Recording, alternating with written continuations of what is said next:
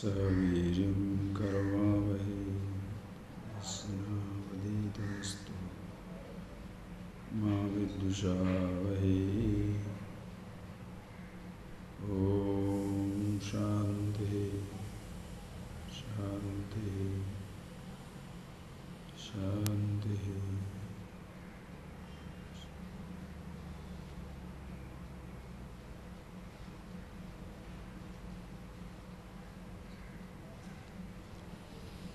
Okay, so just read these first two verses, 43 onwards, please read. Suddham advayamatmanam bhavayanti kubuddhayah natu jananti sammohat yavajivar anirbrutah mumuksho vruddhiralambam antarena na vidyate niralambaiva nishkama buddhir muktasya sarvada vishaya dipino vikshya Chakita sharanarthinah Vishanti jhatiti krodam Nirodhikagra siddhaye Nirvasanam harim drushtva Tushnim vishayadantinah Palayante na saktaste Sevante kutachatavah Nirvasanam harim drushtva Tushnim vishayadantinah Palayante na saktaste Sevante krutachatavah.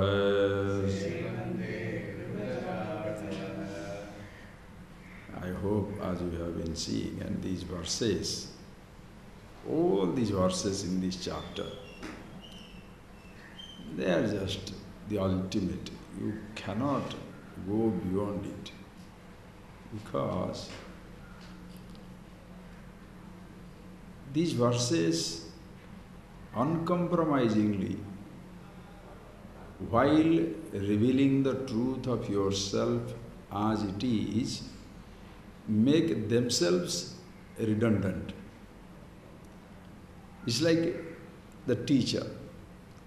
The teacher, the right teacher is one, while revealing the truth to the right student, in the process makes himself, not only reveals the truth to the student, but also in the process makes himself redundant.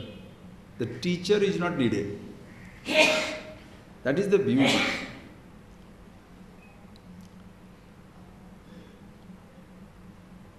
These verses, while revealing the truth, make themselves totally redundant. You don't have to go back to that again.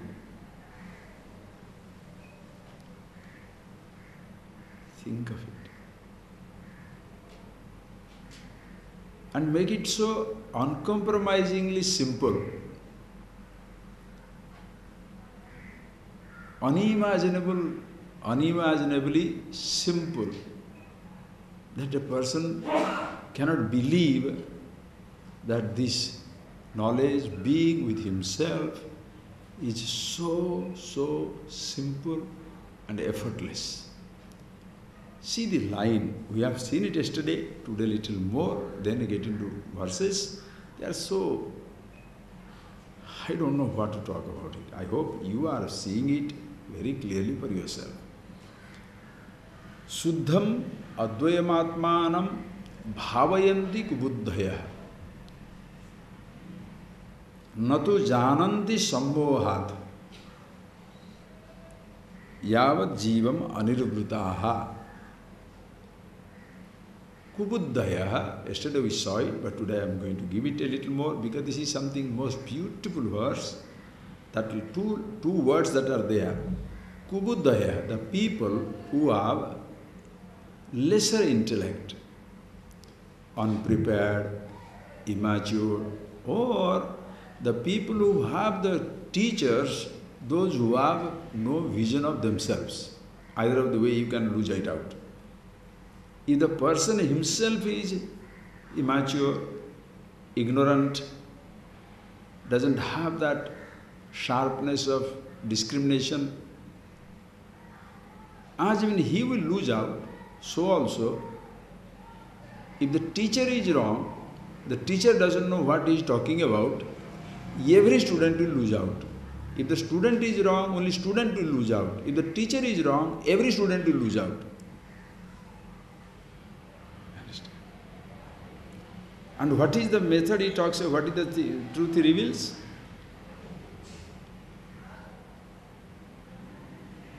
The people who don't have that sharp discrimination, or if the teaching is wrong, they spend their time only in thinking, not in knowing. Suddham advaya atmanam bhavayanti. Those are the people, immature, not knowing what it is. Either they are not given the right direction, or the person is incapable of seeing it as it is. They go on thinking. So many thoughts, ideas, natu jananti, but they never know. There is a huge difference between your picking up an idea and seeing the truth of it. It is like you are thinking about silence without knowing what it is. Understand the point? You are thinking about silence. Silence is not a sound. Silence is not the sound of the waterfall. Silence is not the sound of the thunder. Silence is not the car's horn. Silence is not a person speaking. Silence is not the sound of the bird. How many sounds you can negate? To say what the silence is not, how many sounds you have to negate? Millions and billions. Silence is not the speech. Silence is not the sound of the drum. Silence is not the sound of the engine. You can go on talking the rest of your life. You can create magnum opus about what silence is not. And what the silence is?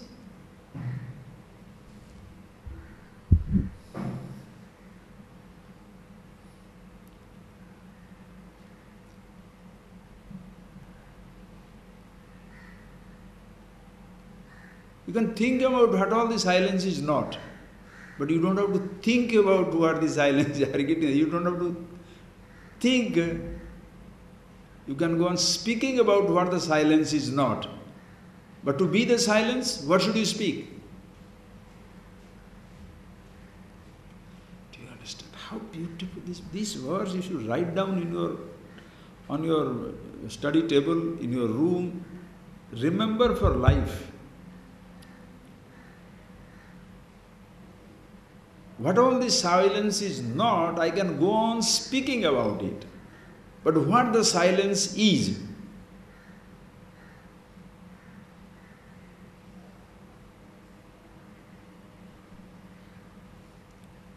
how many words you need?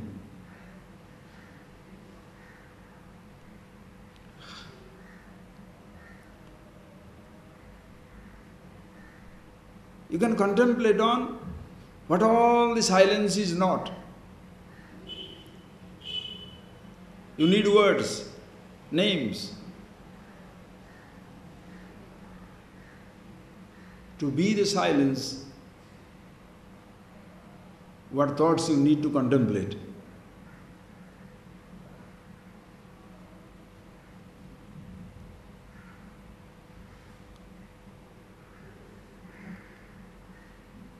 To speak what all I am not, thousands of volumes. To speak about who I am, what shall you speak?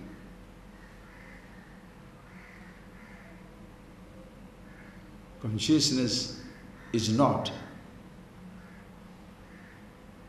a subject for discussion, verbalization.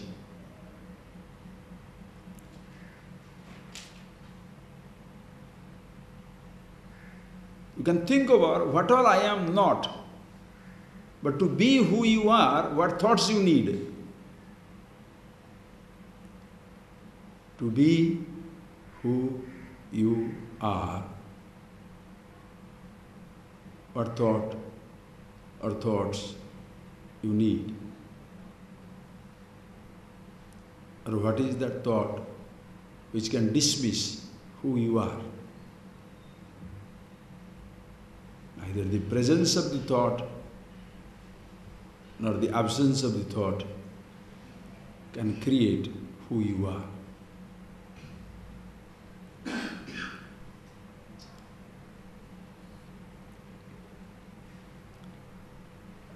Most people engage themselves in speaking, thinking. Still you want to make it gross? Reading, speaking, thinking. Or they don't read. Physical practice, talk about it, contemplate on it.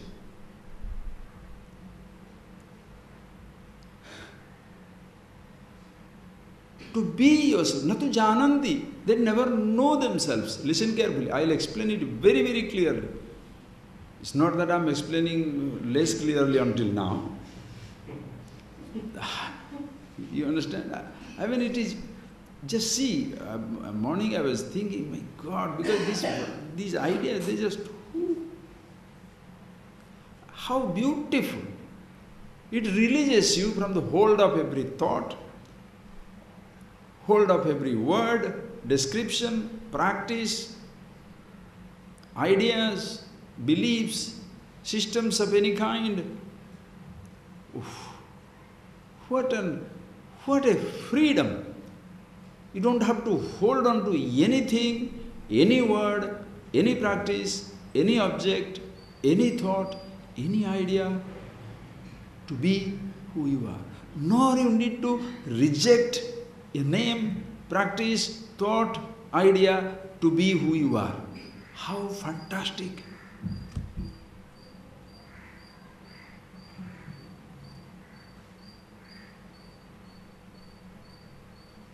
Like the ocean, so vast and so intense, so vast. Gambhira, that word Sanskrit, I don't know how to translate it in English. Gambhira, meaning that so vast and so overpowering, overwhelming, or like the space at once everywhere, unobtrusively, has gone into everything. You don't need to erect something, build a house, or demolish a mountain. You don't have to create a sculpture or even to demolish a galaxy for this space to be. The existence of the tinier than the tiniest or the bigger than the biggest, not required for the space to be. Nor you need anything to be demolished, however small or however awesome. For the space to be, the space is no activity. The space has no activity. The space is no activity. Silence has no activity. Silence is no activity. Move on to yourself. Consciousness has no activity, consciousness is not an activity. It just is.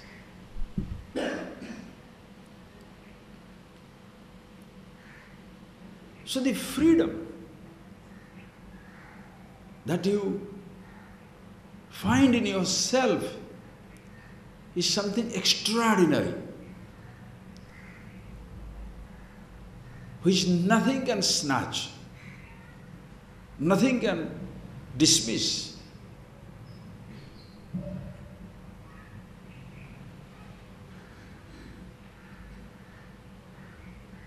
You don't need any words, scriptures, books, teachers, ideas, anything whatsoever to be who you are. That is why teachers are needed to help you to point out, not to create. A scripture helps you to point out, not to create. That is why the scriptures are not more important than you. The guru or the teacher is not more important than you. Because if you are not there, to whom the teacher is going to teach? If you are not there, for whose sake the books are written? To whom the book shall be meaningful? You are already there. Only thing is, at this moment, you don't know who you are. You only are thinking who you are.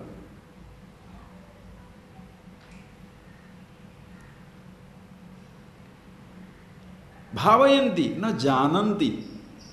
Until now you are thinking about yourself. And even after listening to the scripture, if you are picking up a set of ideas to think about it and not to be, you are missing the boat. Are you getting that point, please? Simple example you take. This morning that example came, I'll tell you, okay? Oh, Ishvara is so sweet.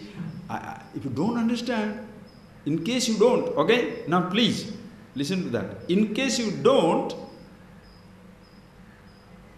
straight away raise your hand. In case you don't, okay? Just, you can ask me again. Few words I shall give you. Simple thing. Riches. Okay?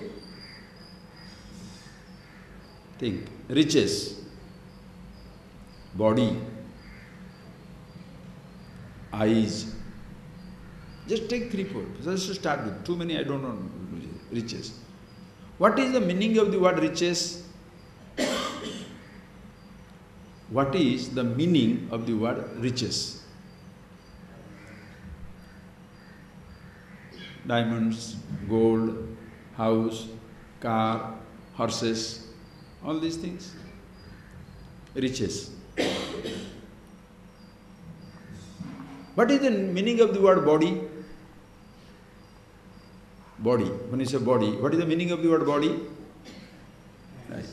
My body, your body, body. Okay? That is the meaning of the word body. What is the meaning of the word eyes? Eyes. Okay? Is the body riches? When you say riches, riches are like outside gold, diamond. You just take the ordinary example. As a child you are studying. Body is this, eyes this. Okay? Think.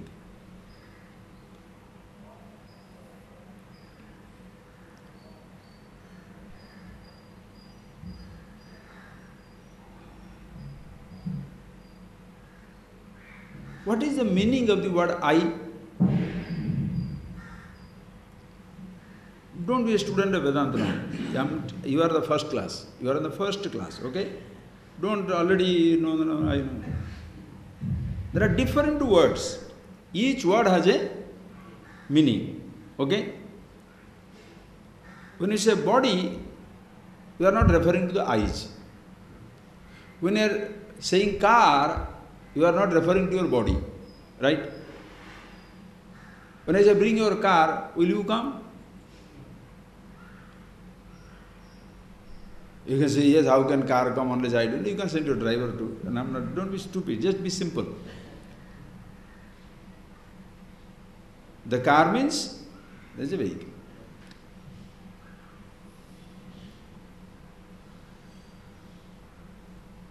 food, there is a meaning for that. Different thing. Different words, different meanings. The car is not food, right? The food is not diamond. The diamond is not the body. Okay? Now, what is the meaning of the word I?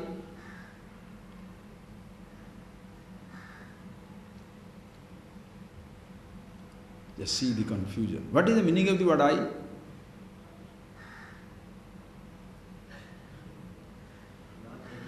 Ask a child. Play the game. We have done it so many times, but ask, what is the meaning of the word I? Just when I say hibiscus, the name, the word, hibiscus, this. Hibiscus, definitely this is not hibiscus, okay? This is a paperweight. So, there is a meaning for a name. There is one meaning for one word. Car, meaning. When you say hibiscus, is not a car. When you say car, is not hibiscus. Okay? Suppose you say the word I. What is the meaning of the word I?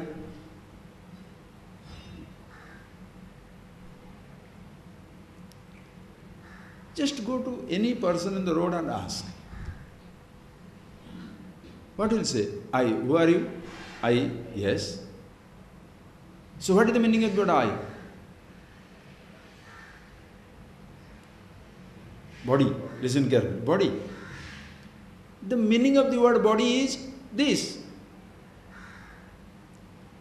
So if you say I, is it body? The meaning of the word I is different. The meaning of the word body is different. The I goes into everything. When I say riches is not body, body is not the eyes are not the thoughts. The meaning of the word thought is, the meaning of the word thought is no object.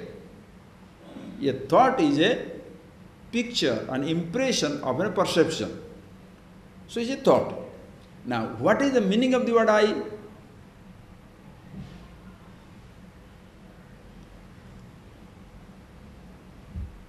What is his place? You say, I am rich. I is not riches. I is not equivalent to riches. Are you getting that point, please? Because, or else I can take your riches, I take you.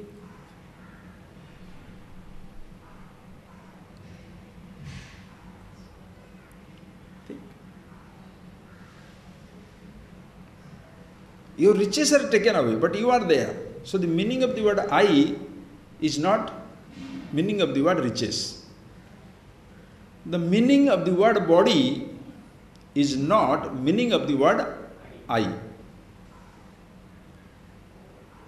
The meaning of the word eyes or the ears is not meaning of the word I. The meaning of the word thought is not the meaning of the word I.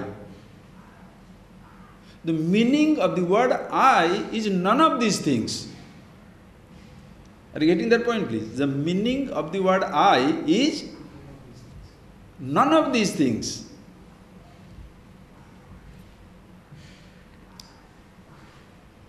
Yet, it's a peculiar word. It can associate itself with everything. Look at that statement as we have seen in ASHTAVAKRA. Mano buddhi ahankara chittani naham. Take that statement. I am not, aham na. I am not manaha, buddhi, chittam, ahankar. I am not the manaha, mind, English translation. Buddhi, intellect, intelligence, chittam, memory, ahankar, I thought. So I am, listen carefully that.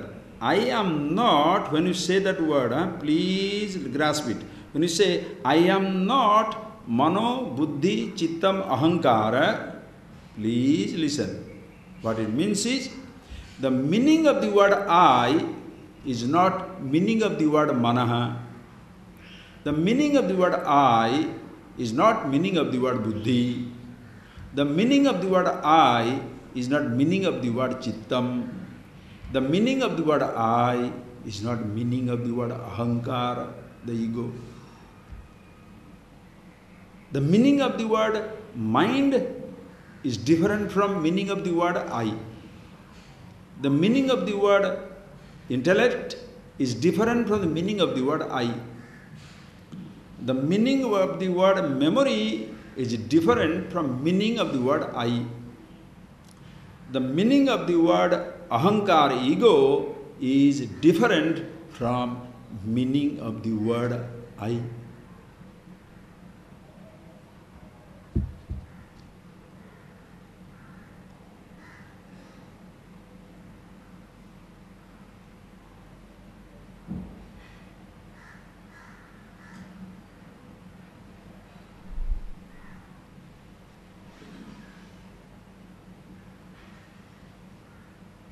So the meaning of the word I is not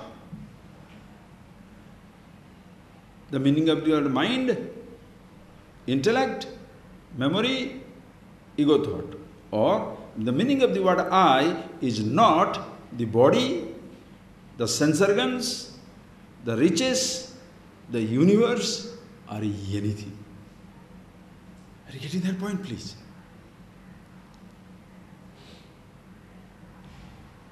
The meaning of the word I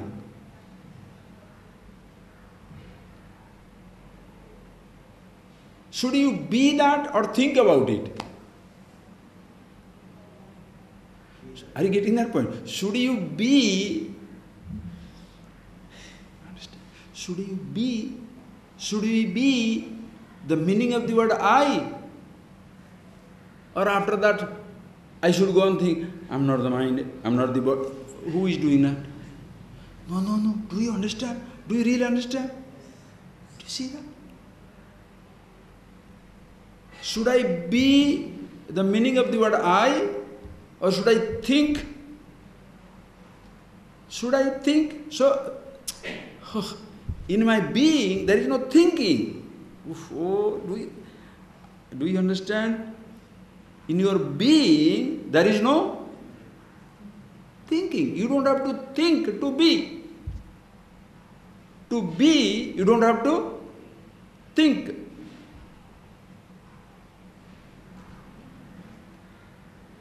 To be, neither you don't have to think. Thinking or not thinking is the job of the mind.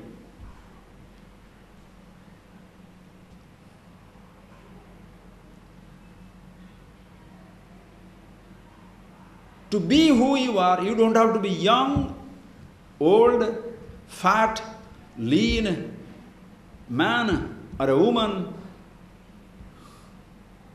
rich or poor,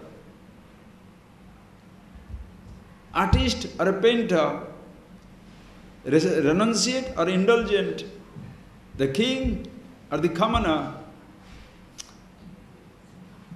Are you getting that? To have, you understand? To have these roles, you must have you should have these roles. To have a role, you must have these things. But to be, you don't have to have even a name. You don't have to even say the word I. You don't have to even think the word I. What is the question of thinking about the I?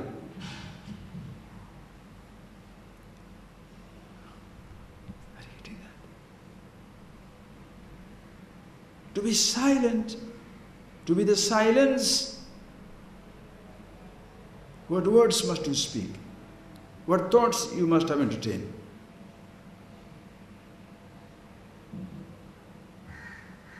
To be conscious. What thought you can have or you cannot have. What object you should have or should not have. What action must be there and must not be there.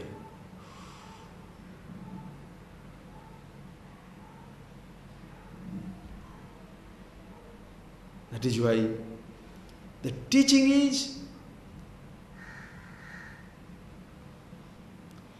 using the word to withdraw the words. It's self-knowledge. What is most important is the self, the absolute. Not the books about it, not the words about it, not the teacher who is teaching about it, or the student who is listening to it. All these are roles. Student and teacher, these are roles. That is why ultimately, na bandhur na mitram na guru naiva sishyah chidananda rupa shivoham shivoham. When you understand the meaning of the word I, in that, there is neither a guru nor a shishya. Na mata na pita, na bandhu na mitram. There is no mother and the father, no friend or the enemy, friend or a relative, no teacher or a disciple. Shivoham shivoham. Everybody can say that. Say that or be that. Understand? Your being is extremely, what extremely, incomparably, is an unparalleled statement. It's not extremely important, not important. No, that is Ishvara. It's a helpless infinity. You understand? It's a helpless freedom. Helpless. Even if you want not to be free, you are free. Even if you don't want to be immortal, you are immortal. You don't want to be blissful, you are blissful. You may want, may not want. That fellow is wanting, not wanting is not you.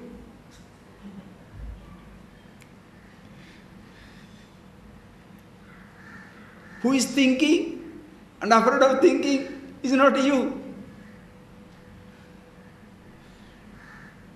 Who is desperate to act on or not to act on is not you.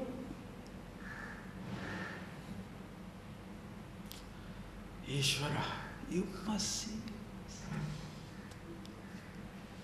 That line, you know, how it completely, Ishvara, it completely neutralizes your dependence on a teaching or a teacher, on a book, on learning, practices, completely. That is the ultimate message. For you to be who you are, no thoughts needed.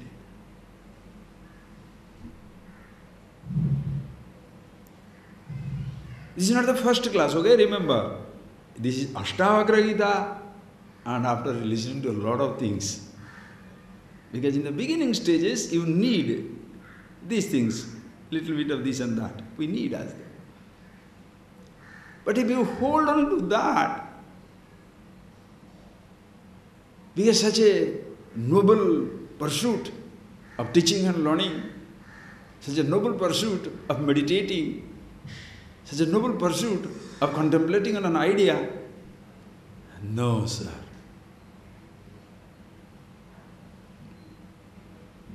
As much you gave up not thinking about something or thinking about something, if you did, that much you give up thinking about yourself, because you don't need to have a thought to be who you are.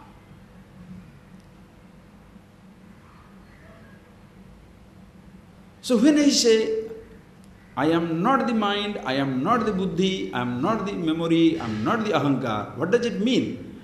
The meaning of the word I is not the meaning of the word mind. Are you getting that point? When I say I am not the intellect, what it means is, the meaning of the word I is not meaning of the word buddhi.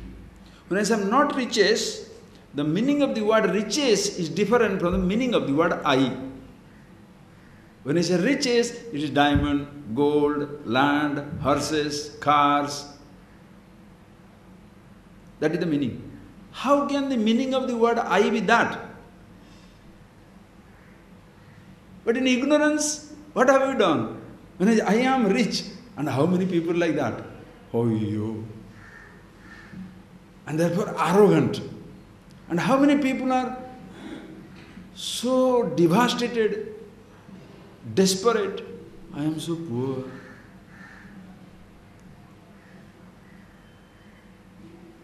The meaning of the word I is neither arrogance nor diffidence.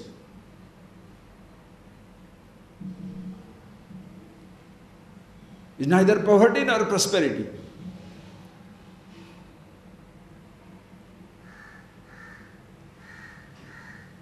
I am old. What is old? The body is old. The same body which was young, the same body is old. I am young. Very confident. Old age comes, I am old. You understand? What has changed? When you say, I am young, I am adult, or I am old, what has changed? You or the body? The meaning of the word I has not changed. The condition of the body has changed. Youth is not old age is not youth. But I is I. So why should the meaning of the word I change? Because it is associated with something. You understand? I don't know. That is why, see, suppose I know you.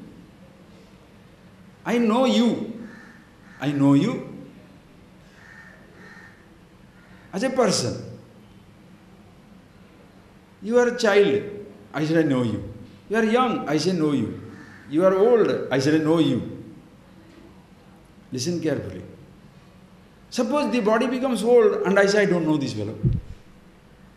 Or body was 10-year-old, now it was 20-year-old. This 20-year-old fellow I don't know. No, that is the different condition of the body. Same way, you are uneducated, 4th standard. But now, later on I meet you, you have already passed your graduation or post-graduation. I can't say, I remember you as a 4th standard fellow, you are 4th standard. I remember he is unemployed, you are unemployed only. Even if you are employed, I don't see you. Meaningless. Every relative change you have to recognize. Because you see him educated, don't remind him, I had seen you when you were uneducated. Because I see him jobless, therefore even when he has got a job also, but I remember you as a jobless fellow. What? You remember every aspect of life. Same thing also. When you see the people, first thing you see them as they are, which is eternal. Relatively, I had seen him, oh, I cannot believe that the person is smoking. Because you never saw him smoking, somebody saw the smoking. So okay, but that does not take away the picture that he was never smoking. Just because he is poor now, I cannot forget that the person was rich at one time. Or just because he is rich at this moment, he himself or the other person should not forget that also at one time there was poverty. A part of your relative existence. But that no way interferes with your being who you are. That is why your acceptance of every person is complete. You are ageless, infinity, deathless. I remember the ageless as a child. I remember the ageless as the young. I remember the ageless as adult. I remember the ageless as old. I also saw the ageless physical body dissipated, dead. But the agelessness doesn't come to an end. You understand the point? That is why your acceptance of every person is complete. When you don't accept a person, do you know what does it mean? You are holding one part of the person, one image of the person as the final image. You understand? I can't accept that the person is old. I saw him 30-year-old, therefore I can't accept. What is this? I can't accept that this person was ever young. Every young person will be old. Every old person was young. Think.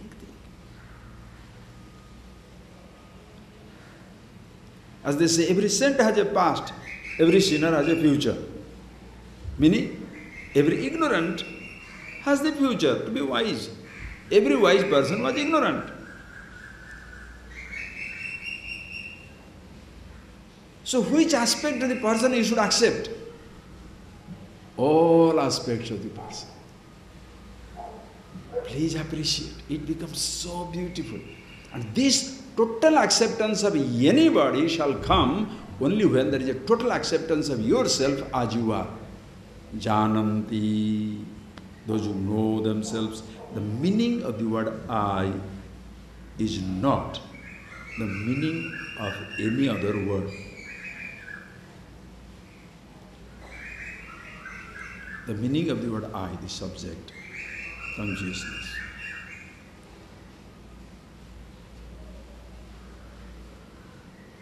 Is the subject, the subject. How many objects are there in the universe? How many objects? Huh? Billions, trillions, infinite objects. How many subjects? In relation to you. First thing in relation to you. How many subjects? You are the only subject. Listen carefully. You are the only subject. You are means what? The body is the subject. In relation to other objects, body is the subject. But in relation to your eyes, body is an object. In relation to your mind, sense organs are objects. Body is object. In relation to the I thought, thoughts are objects. In relation to the meaning of the word I thought is object. All thoughts are objects, sense organs are objects, body is object, the whole physical universe is the object. So the range of objects in this universe, how vast it is, infinity. How many they are, many and varied. Who you are, one invariable. Suddham, Advaita, Atmanam, Jananti. That is yourself. The meaning of the word I is not to be thought over. Thoughts are many. Not to be seen. Objects are many. Sounds are many. Touches are many. Tastes are many. Smells are many. Perceptions are many. Sensations are many. Impressions are many.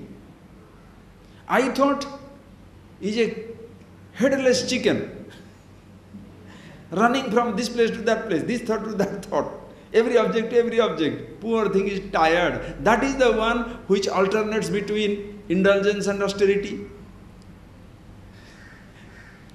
alternates between ups and downs, alternates between youth and old age. You understand? It goes on, alternates between involvement and running away, being satisfied, dissatisfied, angry, quiet.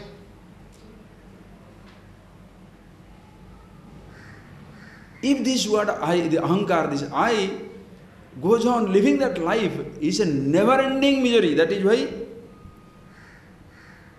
Natu jananti, those who do not know the truth of themselves and stick with this word I, the ahankar, anirprutaha, totally bound, never released, javat jivam, as long as the body is alive, that long they shall be miserable. They cannot get out of it. Why? Because bhavayanti, natu jananti, they are going on thinking, but they don't know who they are. It's like you're thinking about the object of happiness, not knowing you are the happiness. Does it hit? It's like thinking about the objects of happiness, but not knowing what the happiness is. It is like searching for the objects of security, not knowing I am the security. It is like looking for love and not being the love. Mahadeva, you understand? It's like looking for love, looking for attention. Are you getting that? Looking for love, looking for attention, looking for happiness, and not being the love, being the happiness, being the freedom. You are looking for freedom. How? If only my father tells me to do whatever I want to do. If my mother allows me to do whatever I want to do.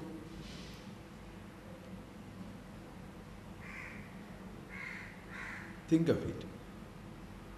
If the government allows me to do whatever I want to do, is it freedom? If you cannot do what all you want to do, if you are miserable, are you free or bound by that freedom? Ask yourself.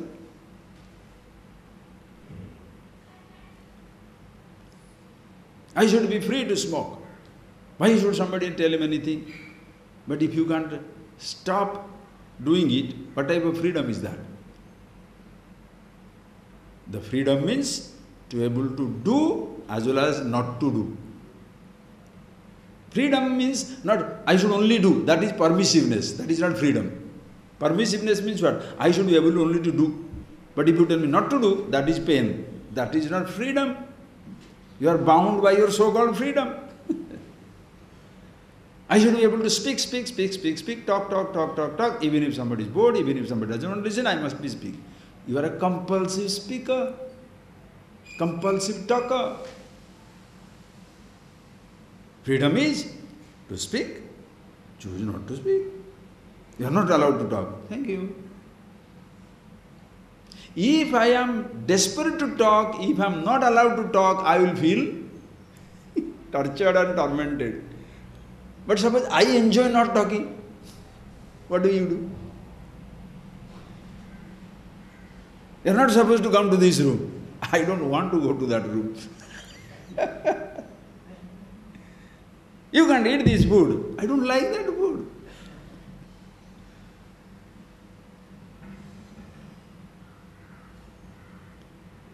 You understand? Bhavayanti. Ask yourself. So don't take this word now. You shall be a miserably miserable informed person if you use this particular line against people. Suppose somebody says something, Bhavayanti na tu jananti. These people are only thinking, they don't know. That is not for others' consumption. Let the person do what he wants to do. If that's what his life, let him be. Let me be for myself. Am I thinking or am I being?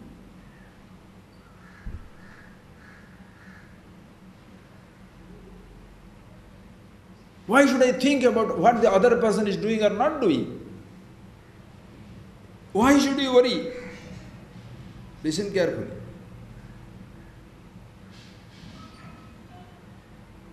Why should you worry?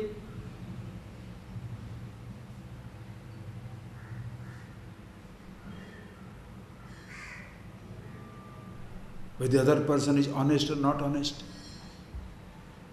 understanding, not understanding. If he says he understands, leave it alone. Please see. This most important is, you must see for yourself. You must see for yourself.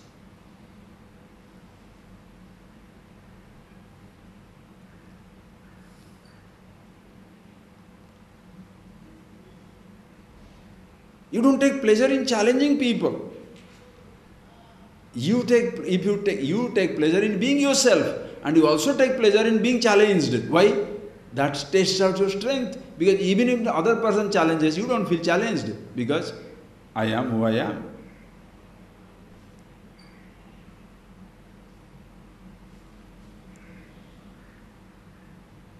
See that line.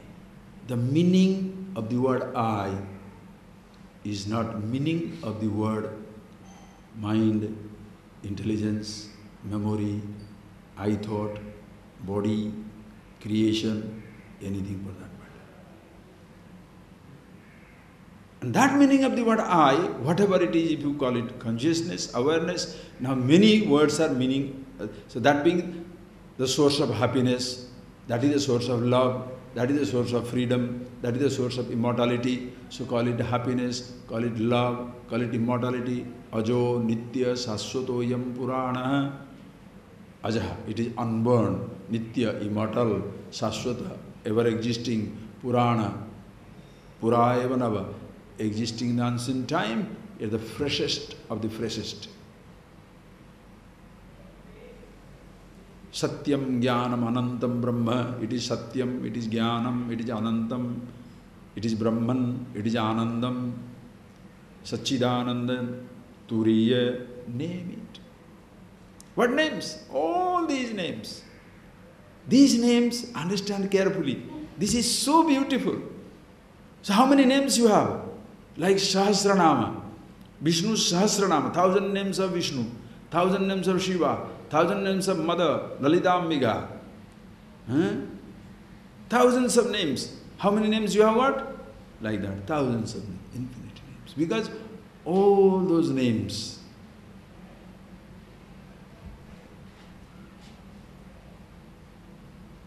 Shiva, Vishnu, Hari, Rama, Krishna, Sa Vishnu, Sa Hari, Sendra, So Akshara Parama Surat. He is Vishnu, he is Hari, he is Shiva, he is Indra. All these names fit into you. Yet who you are, no names can describe. To be that, what thoughts you need?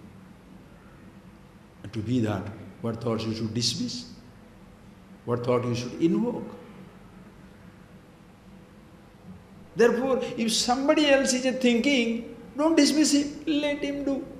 At least if thought is his pleasure, if thought is his security, don't make him feel insecure that don't think. If certain activities make him feel secure, don't dismiss his action, let him do. Until he is ready for it. When he is tired, you are there to give a helping hand. But don't make him feel frustrated. That is why Bhagavan so beautifully says in Bhagavad Gita, Na buddhivedam janayed ajnanam karma sanginam. Hey Arjuna, ajnanam karma sanginam, the people who are ignorant, na jananti, janaditi gyaha, na janaditi agyaha. The people who don't know the truth and therefore involved in karma sangi, they are completely involved in every type of action. Seeing, hearing, I should see this to be my happy, touch this to be happy, taste this to be happy, or I should not touch this, should not taste this. Do's and don'ts, do's and don'ts, do's and don'ts. I should think this, I should not think this. Do's and don'ts. Completely lost in this paradigm of do's and don'ts. They don't transcend, they cannot. And he takes pride in doing something, as if somebody takes pride in not doing something. Other days we saw that Nirakulo Mahasaya. The person, some people say this creation is, yesterday we saw that, the creation is, some people say it is not. Somebody says, I must do this, somebody says, I must not do this. I must see this, I must not see this. Ubhaya abhavaka.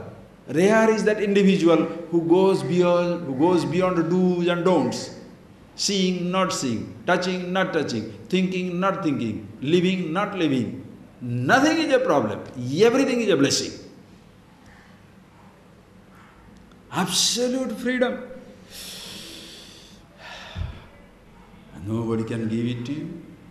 Nobody can take it away from you.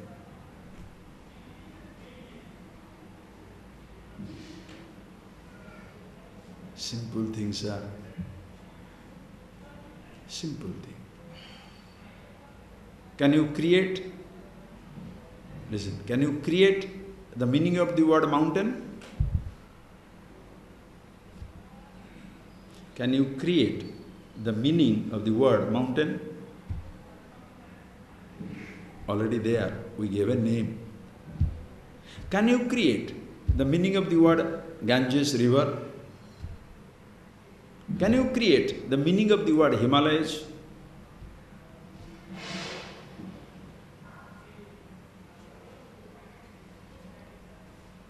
Can you, listen carefully,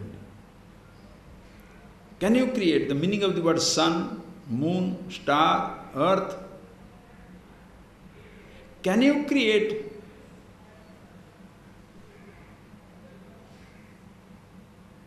listen carefully. Can you create the meaning of the word space, air, fire, water, earth? Nor can you create the meaning of the word I. You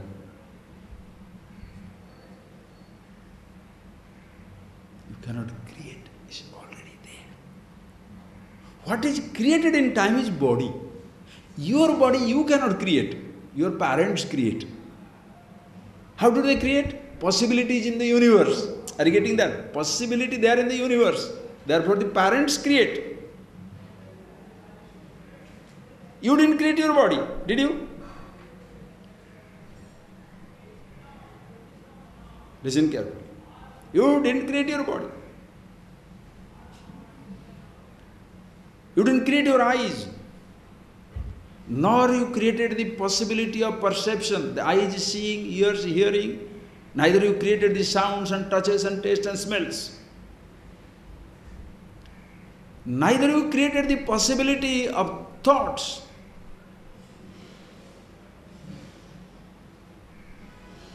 Everything is already there. Possibilities are already there. But when you found yourself with a body, perception took place, thoughts are there. Now this unconscious, this ahankar, the I thought comes up and says, I visited Himalayas. Why? The body by itself cannot go. Now when you say, I visited the Himalayas, listen carefully. Oh, it's so beautiful. When you say, I visited Himalayas, which part of it you created? Did you create your own body? No. Did you give the capacity for the body to travel? No. Did you create the Himalayas? No. Did you create the thought?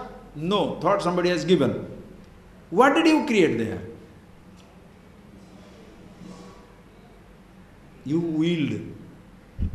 I want to go to Himalayas. Even that capacity to will, who has given? Was it inherent or you created? To be conscious of your willing, your thinking, your using the body and going to Himalayas. Who created?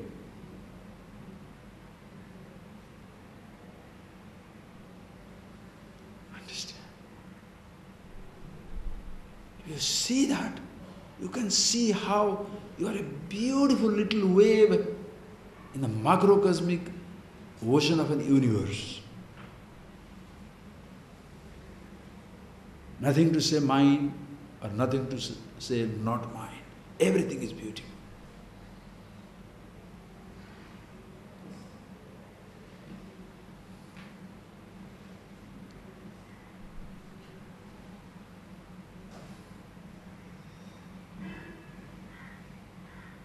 You don't have to, you understand? What is that you could do? The possibility of which was not there already. That is where, when you appreciate this ahankar, this I, which was unnecessarily taking responsibility, taking credit, taking discredit, doing, good, bad, right, wrong, being arrogant of achieving something, being desperate not to achieve something, the whole sense goes away. That is why beautifully Upanishads will say, Edagam havavana tapati kimhagam sadhuna karavam kimaham papam agaravam iti. These are the two things which torment every individual. What is that is good I did not do, or what is that is bad I committed. I should have done all these things, I should not have done all these things. Who is repenting or who is congratulating himself? The I thought. When that is not there, Edagam havavana tapati, there is nobody to congratulate, no self-congratulatory note, no self-condemning note. Neither you congratulate yourself, nor you condemn. Neither you take credit for anything, nor you take discredit for anything. You are just being as to who you are. And then enjoy the possibilities of the universe. If you choose to see, choice is yours. Choose not to see, choice is yours. Choose to do, choice is yours. Choose not to do, that also is yours. Eyes can see which direction you can choose. Because the choice is given to you. But you don't have a choice to be conscious or unconscious. You can't be unconscious. Being consciousness is a choiceless existence. You are yourself.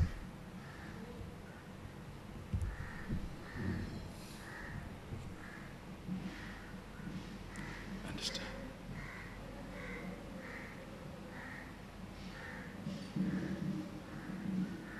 So what should you do? To be yourself, what should you do? What should you think?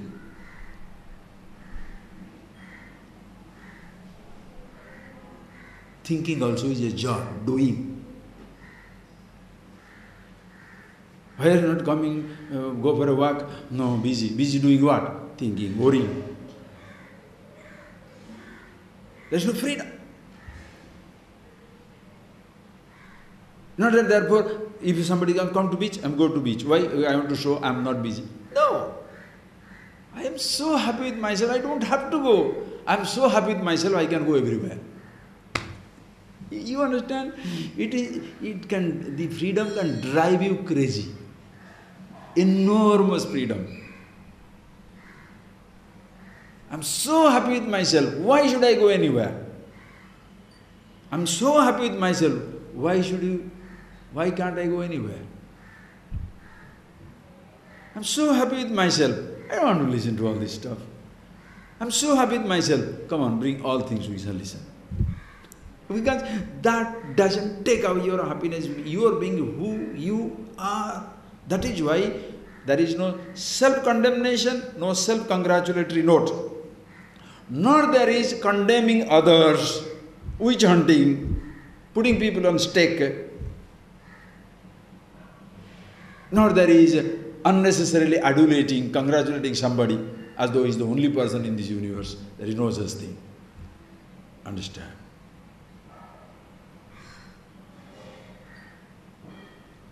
The whole society is based on what? To prop up somebody, condemn somebody. You are so nice, others are so stupid. So only in comparison you want to shine?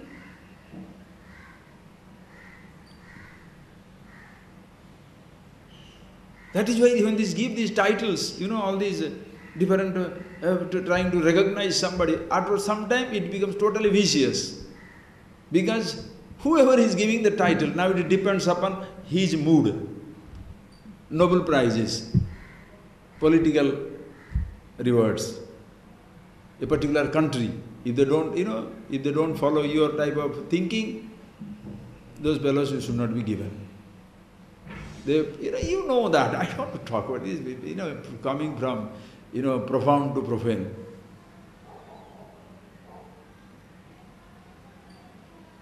In India itself, everywhere. Why in India? Bharat Ratna awards, all mostly political awards. Total political awards. It means nothing. Oh, in India they do that. In Nobel Prize they do that. Don't lose your head in that. In your own home, you want your son to do something for you, you give him a nice pen so that the fellow can do your errands. You are rewarding, no? Why do you give your child something? One child, why not the other one? If you are obeying me, this is the reward. Disobey me, this is the punishment. Fabulous. Unspoken, this is Bharat Ratna, Nobel Prize. Miniature, are you getting that point, please? Ask yourself, do you do because it can be done? Or because it has helped you?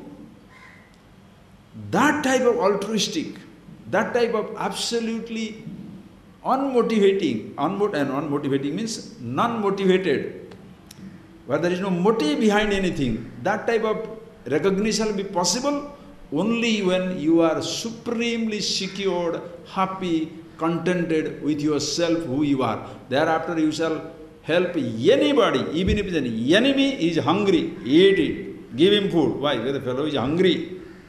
I am not feeding the enemy, I am feeding the hungry person. That is why the religions which associate themselves, if you follow my faith, you are given food. Is it charity or a barter? You follow my faith, I will give you the medicine. If you don't follow my faith, you can die. Very good. In wisdom, there is no such consideration. Like a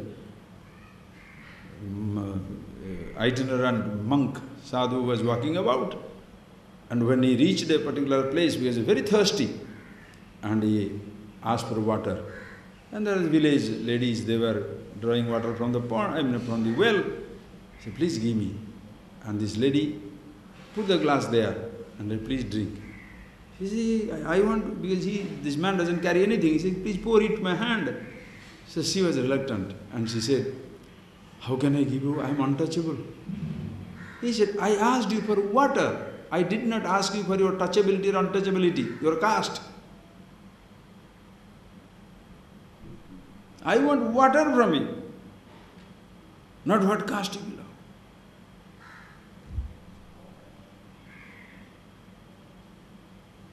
Caste, creed, race, sex, all politics, political leanings, religious leanings. This is wisdom, eternal wisdom, timeless,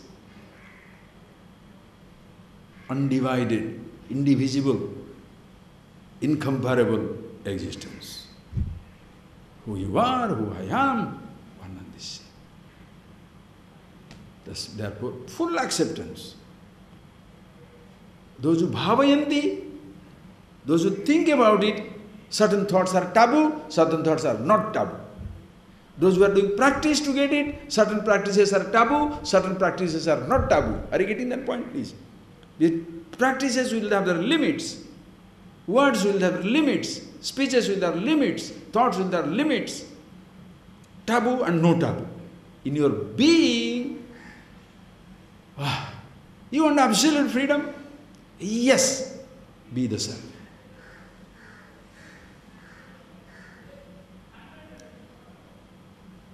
How does such a person live in the world? If we can go on and on, sir, it's fantastic. But the next two verses, let us see. Beautiful comes. Vishaya deepina vikshya chakita saranarthinaha vishanti jhatiti kurodam nirodhaika grasiddhai. Those people who are bent upon or stuck on certain thoughts, and those thoughts make them feel great. What will happen? You will be miserable. Do you know why? Think, friends. By thinking about something, did you ever get it? Or that thought created a problem? Thinking about a diamond, did you get it or got pain? Thinking about something, just by thinking, did you get anything?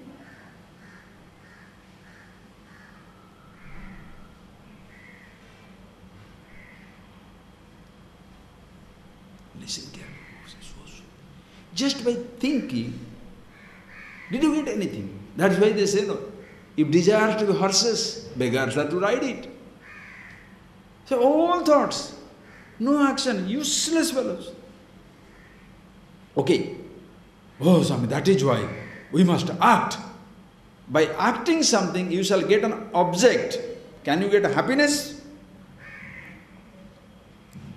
See the difference. By traveling, you shall reach destination, to another place, to another mountain, to another country, continent, stars and galaxies. You can't get happiness. Are you getting that point, please? By traveling. By swimming, you can cross oceans. Happiness? No. Fulfillment? Love. To reach the object of your love, you can go cross 7 seas.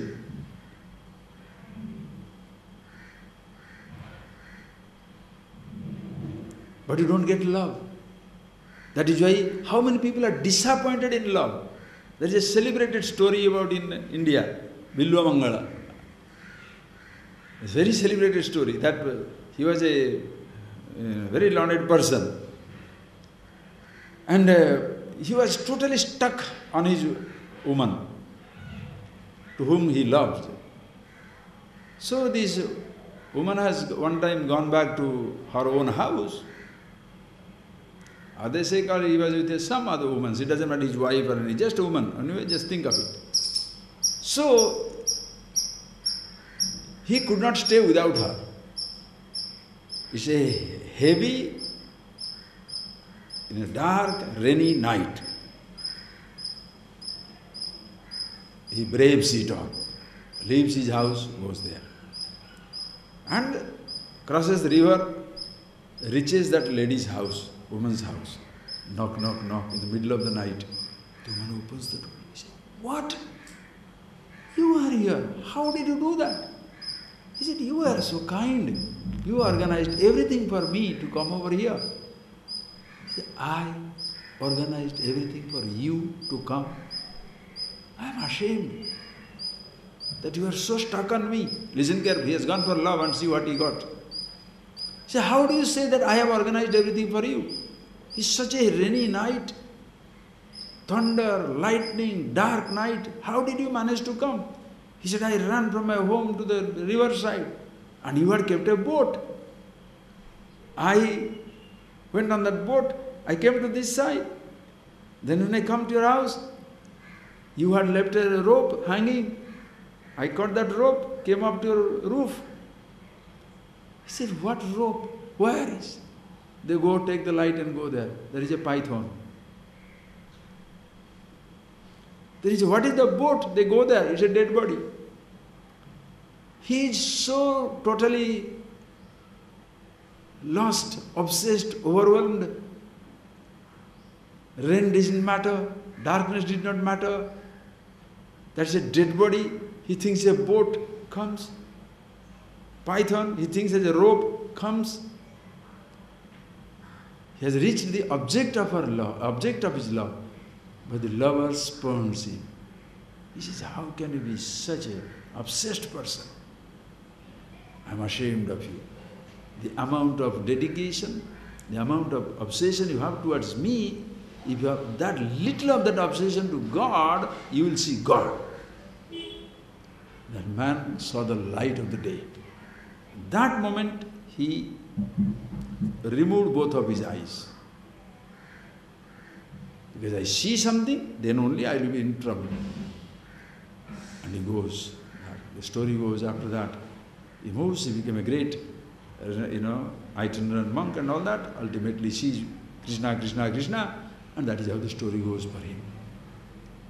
Even Tulsidas, same story.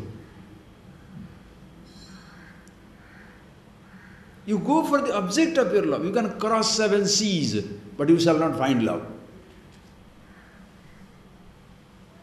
You have to find it yourself. You look for freedom. Political freedom. You get it.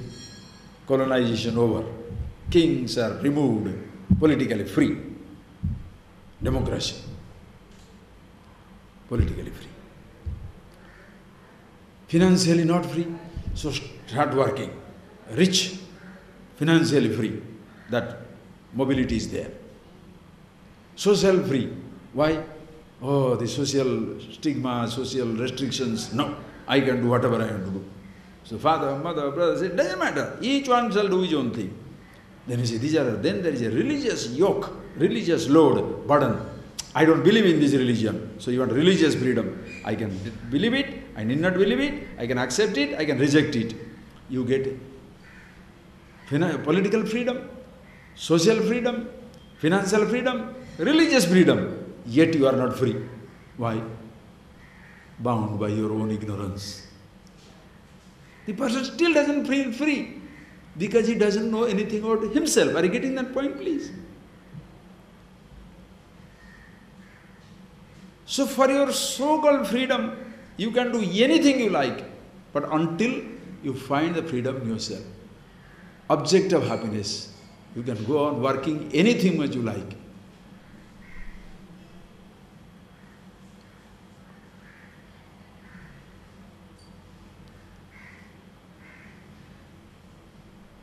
You can go to any teacher, any god.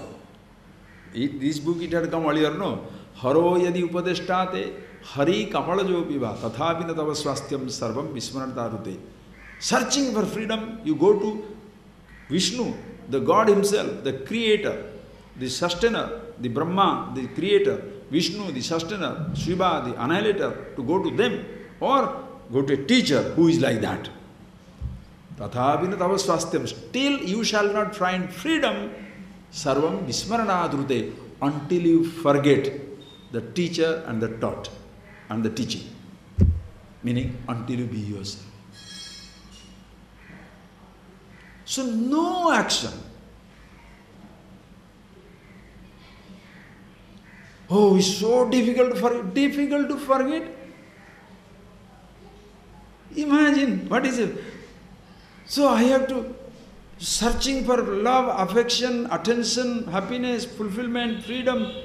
That is tiring, or being the happiness, being the love is tiring? Remember one moment of love. Did you enjoy yourself? Even in the embrace of the lover, in the embrace of your loved ones. Did you enjoy that moment of love because you are with yourself or with somebody else? When you got the food, did you enjoy the happiness in the food or in being yourself? Did you enjoy the sunrise or you enjoyed yourself? Did you enjoy the chanting or you enjoyed yourself? Did you enjoy the meditation, so-called closing the eyes, listening to music, or being yourself? That is, until you are with yourself, closing the eyes means nothing, chanting means nothing, postures mean nothing, and once you are with yourself, again they don't mean anything.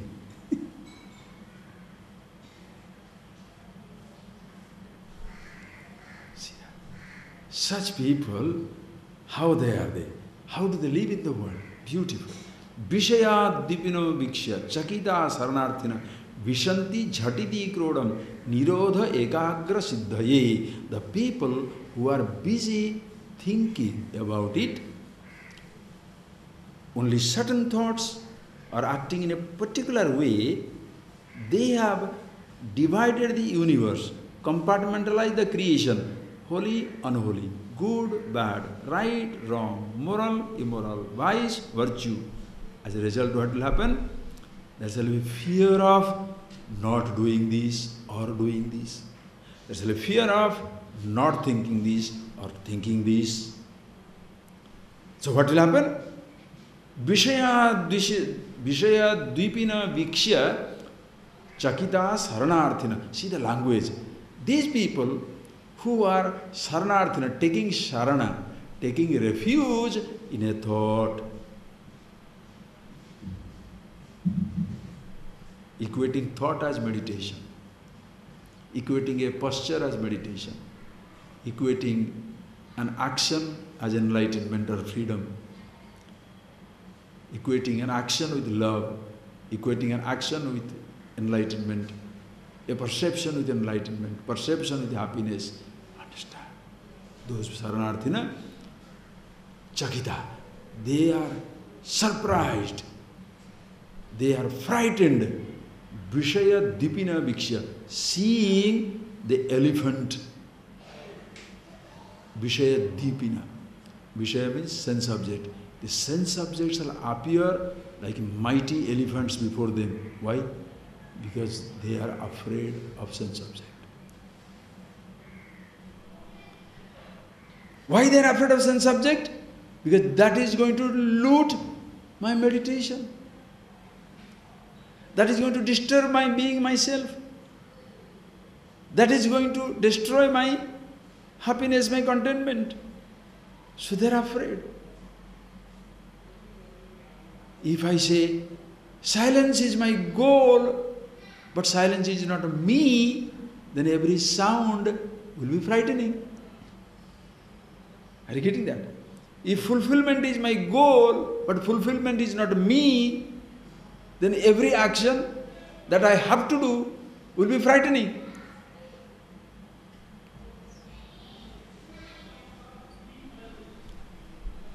So these sense objects gain a frightening stature because I see them as a distraction.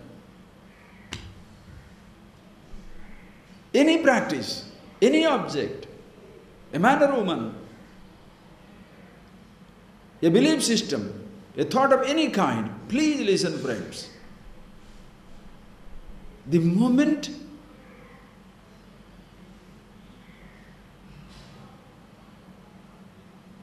you put a condition that for me to be myself, these thoughts should not be there, or these thoughts should be there. These actions should not be there, or these actions should be there. So whatever you don't think should be there will be frightening. To be myself, no thought should be there. Then every thought shall frighten you. Instead of being the freedom,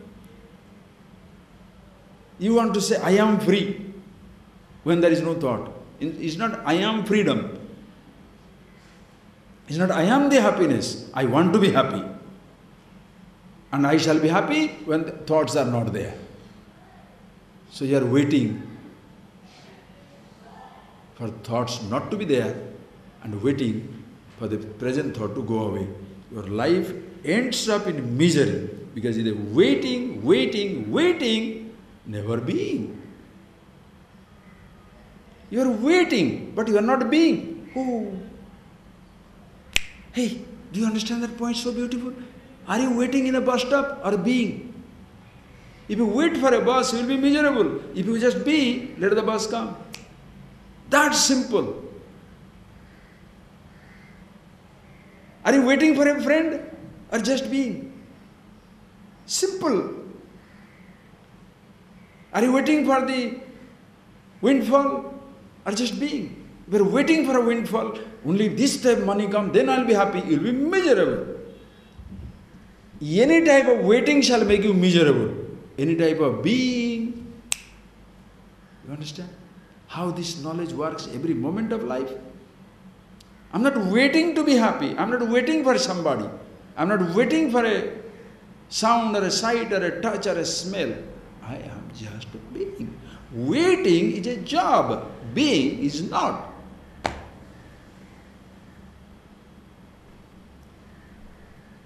So meditation is a waiting for period for enlightenment. 14 years meditation under a tree, inside a hole, inside a cave, under the water, surrounded by fire. What is that? Waiting for meditation, not being. It's like waiting for a bus, waiting for a food, waiting for a good word from a friend. Are you getting that point? Waiting. You understand? You understand?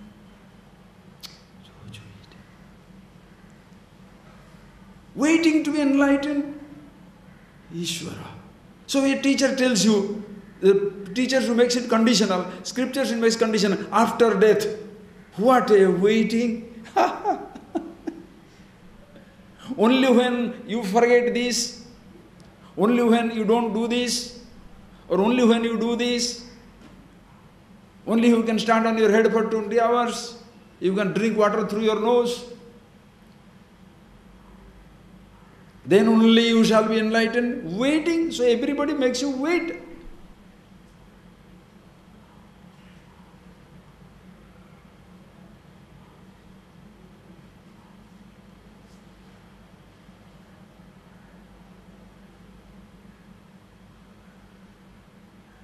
If you wait for a bus, it may come. You wait for a rainy season, it may come. Delayed, but it may come. You wait for a friend, delayed, he may come, may. If you wait for enlightenment, it will never come, because it's already there. Waiting for love, forget it. Waiting for happiness, forget it. Waiting for fulfillment, just forget it. You will never get it. Why? You are it. The one who is waiting for himself is the fulfillment. Himself is meditation. Himself is love. So, those who bhavayanti, those who are thinking about it, bhavayanti means thinking, like any action, doing something to be that. For them, every object shall become frightening. Why? Oh, they are all distractions.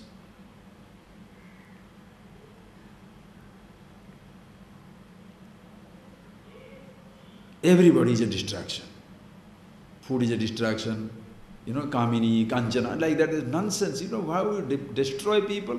The women are all distractions. For women, men are also distractions or no?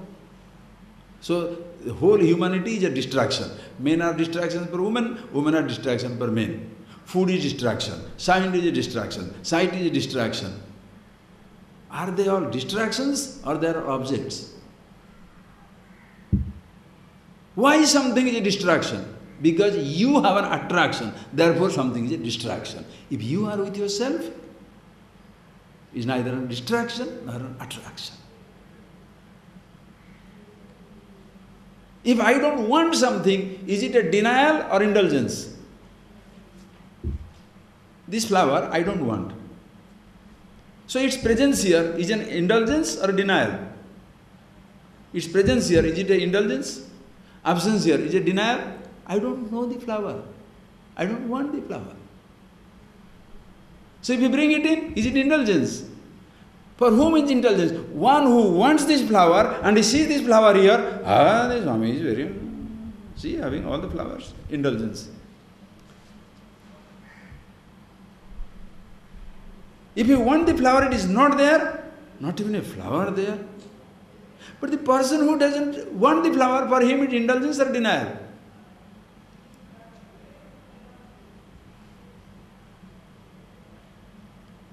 So people judge themselves when they judge others.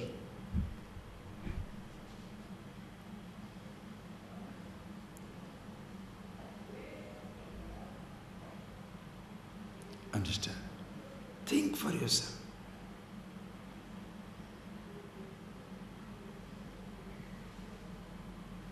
Bhavayanti. Those who waiting for it. If the scriptures make you wait, if the teacher makes you wait, where is your hope? Where is your redemption? The religion, the traditions, you go for redemption, you go for freedom, happiness, and that becomes the cause of your bondage. Previously you are waiting for a degree in the university or a job in the somewhere, now you are waiting for enlightenment also. So your whole life is a waiting time. Waiting for a flight. Once you understand yourself, you are being yourself everywhere, in the airport, in the bus stand, in the medical center. You understand? You are no more waiting for anything. Are you getting that point, please? You are being. You are continuously being, not waiting for a sunrise or a sunset. If it is midnight, 2 o'clock, fantastic. Afternoon, 2 o'clock, wonderful. Rising sometime, wonderful. Summer, nice. Winter, wonderful. Snow, fabulous. Blizzard, fabulous. Death, excellent. Living, fabulous. Everything is fabulous. Why? Not waiting. Ask yourself.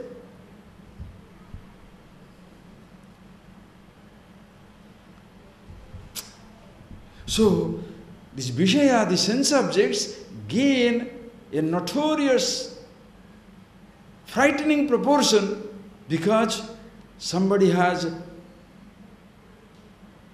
put a precondition that these thoughts should not be there or these objects should not be there. And when that object comes up,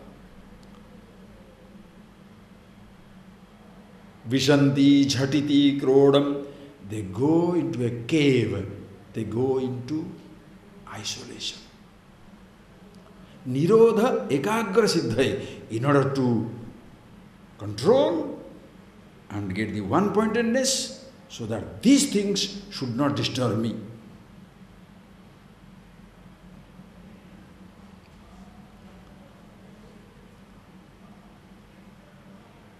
First, you name it as a distraction.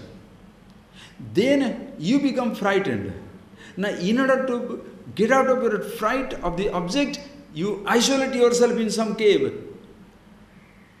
Or isolate, physically suffer in the cave, or you want to withdraw yourself into your mind and fighting with your thought. Ekagrata siddhai, that this thought should go. Or that object should be far away, this thought should go.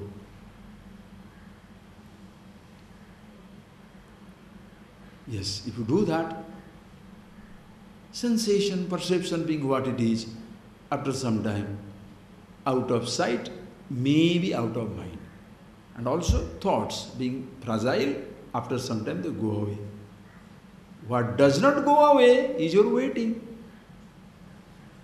What doesn't go away is your fear. That particular object, gone. Another object comes. That particular thought is gone. Another thought comes.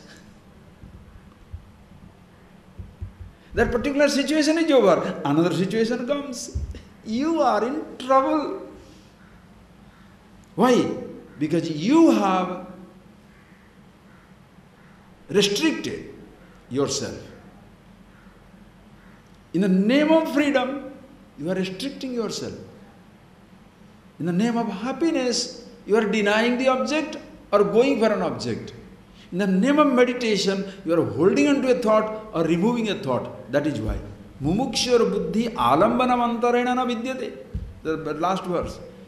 The person who is searching for freedom, looking for restfulness, alambanam antarena buddhina vidyate. He doesn't have any buddhi, any thought or any intelligence without depending upon an object. A person who is looking for happiness, he shall always look for an alambana. Alambana means a support. If this thought is not there, I will be happy. That is a support. Or this thought is there, I will be happy. If this object is there, I will be happy. Or this object is not there, I will be happy. These are the support. If this person is there, I will be happy. This person is not there, I will be happy. If this practice is there, I will be happy. If this practice is not there, I will be unhappy. You understand how you have limited yourself in a limitless universe? Restricted yourself in an unrestricted existence? Have you seen the creation dividing itself as objects of happiness and objects of unhappiness? You divide. The creation has no dividing line. Religions divide. People divide. You divide. You like something, you don't like something. That is what you like, somebody dislikes. What you dislike, somebody likes. What is good for you, bad for somebody. What is good for, vicious for you, virtue for somebody. What is virtue for somebody, vice for you. You create your restrictions. So you move into isolation.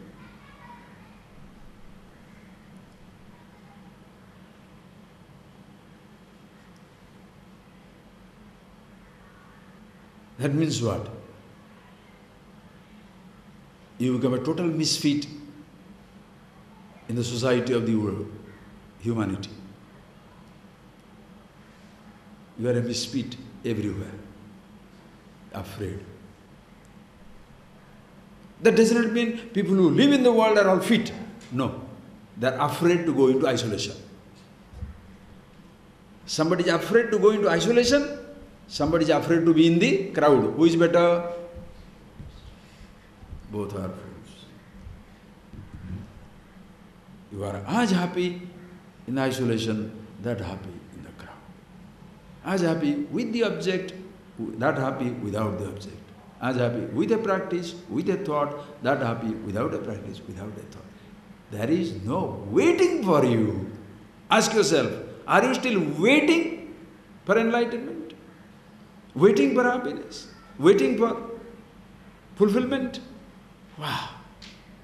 What an amazing thing, friends.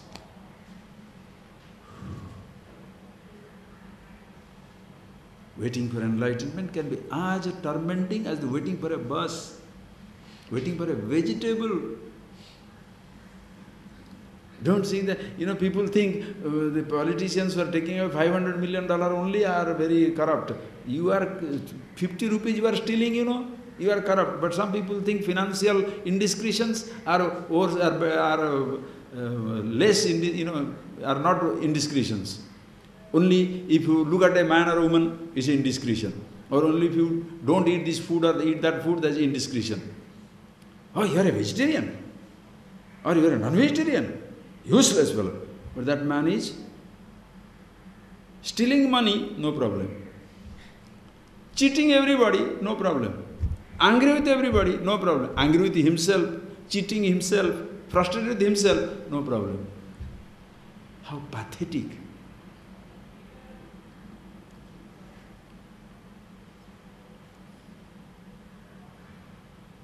Think for yourself. You compartmentalize. Waiting. Are you waiting? If this condition fulfilled, then it will happen. You will be disappointed. With happiness is not product of any action. Freedom, enlightenment is not product of an action or thought. Neither their absence.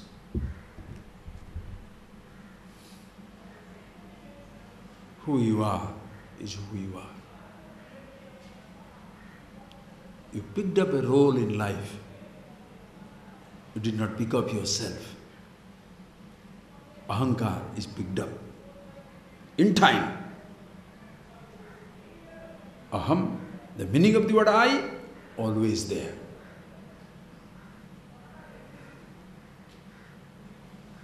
Okay. So what are these people? So this is the type you shall see people who call themselves disciplined, austere, meditative, looking at the wall, looking inside a cave.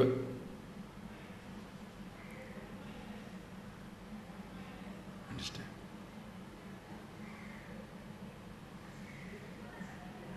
So does it mean you should not do that? If you are a person who thought, by looking at everything, I did not get anything. Okay, let me try it out. Was I happy? Because I got everything? Suppose somebody says, you are the happiness. Suppose you equate, because I got everything, that is why I am happy. Then you can go for an experimentation, testing. Alright, I am the happiness, let me live without it. Go and stay in a cave for 10 days, 10 years, choice is yours. Because you should not delude yourself, because I am getting everything, therefore I am happy. Okay, being with everything, I am happy. Now let me try out without food, without seeing, touching, tasting, no sense organs, no object, nothing. A conscious denial. You are still the consciousness. A conscious indulgence. You denied everything. Suppose you thought because you denied everything, that is why you are happy. Can you be with something and not lose your being with yourself? Are you getting that? You don't have to wait to deny, nor you have to wait to indulge, to be yourself. There is no waiting in the self. Are you getting that? Please. So when he sees this, so most people, Nirodha Ekagra Siddhai, They want to come out into isolation, do all these things, and they think they are become very, spiritual or religious. No, you are frightened. Are you going there to wait or to be? You are going there to wait for something to happen for enlightenment, you will be disappointed.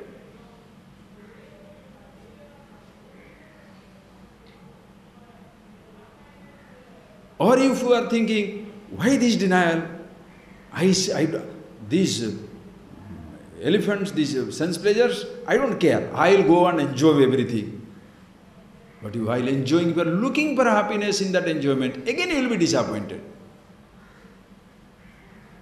That is why people alternate. One who indulges, he has a hope.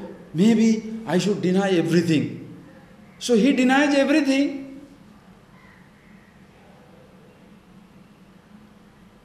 Hoping against hope that one day he shall be enlightened. Another person who was denying everything, he said, let me indulge. Those people are indulging, but they have come to denial mode because they themselves have not found their fulfillment in themselves, but they have gone into denial mode. If they see anybody else is indulging, they are very critical. Why? Because they are denying, therefore others should not enjoy. You understand how the people become sick? Because they are denying. When they were indulging, others can indulge. But if they are denying, nobody else must indulge. And when you are indulging, you don't want anybody to deny, because that reminds you how you are dependent upon it. These people can live without it. That is why between the religious and the secular, between the so-called spiritual people and indulgent people, there will be always conflict.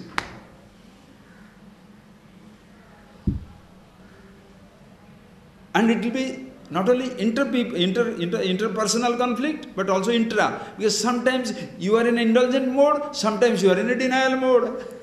So when you are in denial mode, you hate your craving for indulgence. When you are in an indulgent mode, you hate your value for renunciation. What a trouble!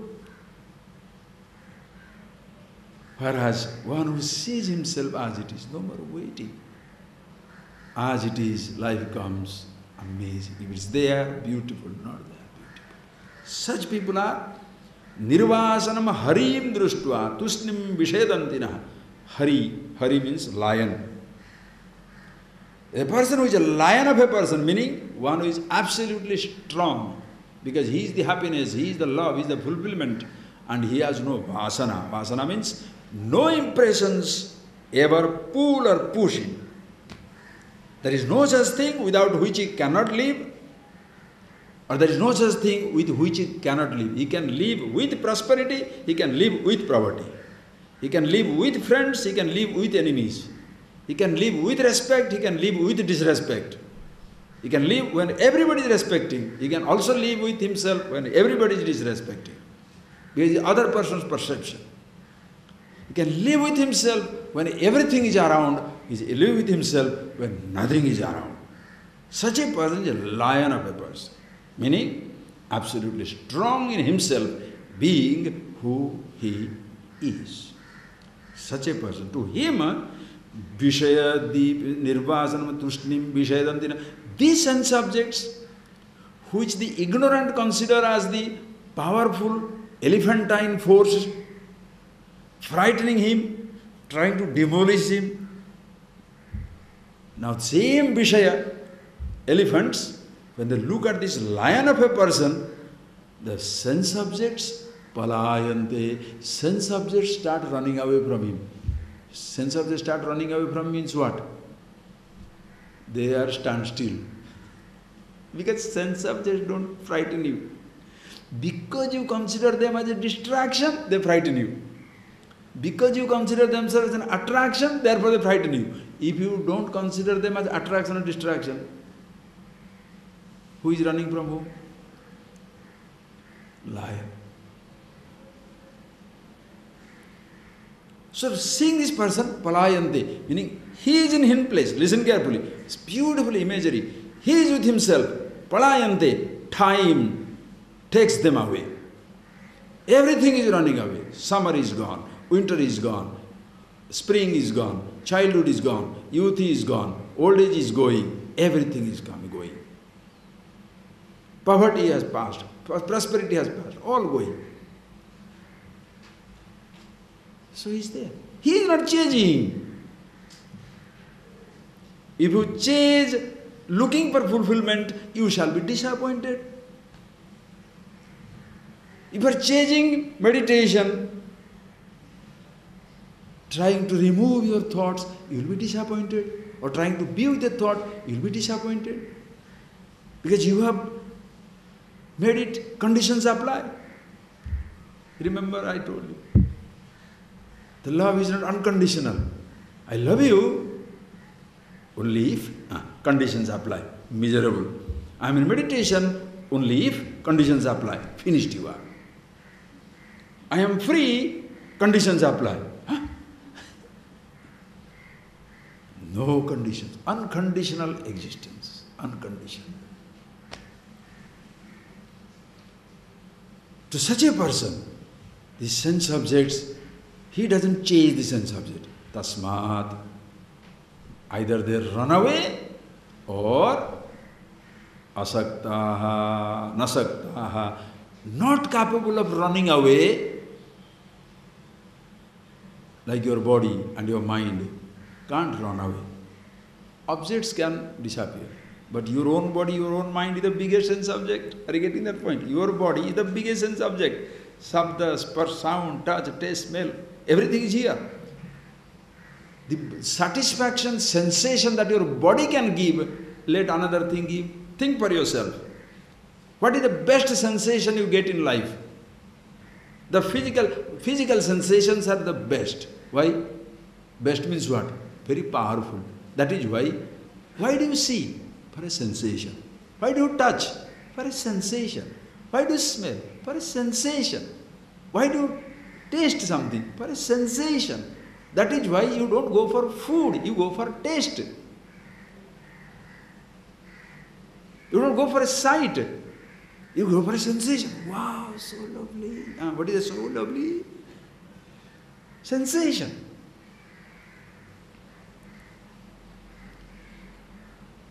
Avoid a sensation. I don't want to be bitten by a scorpion. I want to be touched by somebody who I like. I don't like the sensation of chili, so hot. Oof. I like sweet. Sensation. Understand?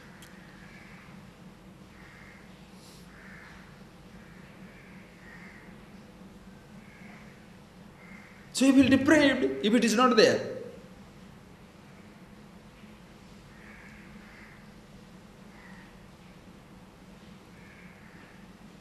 If enlightenment is a sensation you are looking for,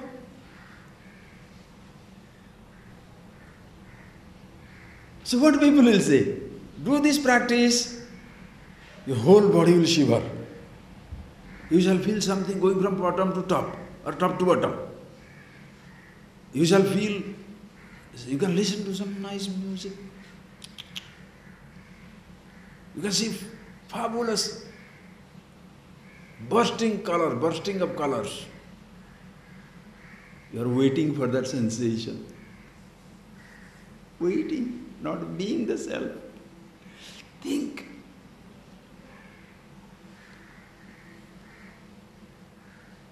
That is why every sense object run away.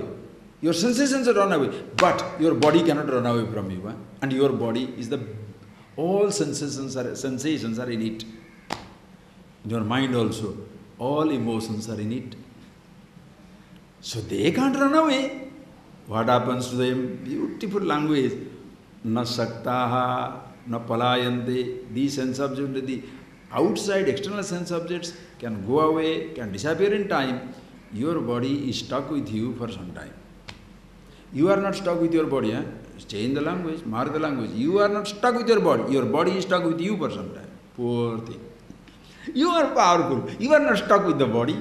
You understand?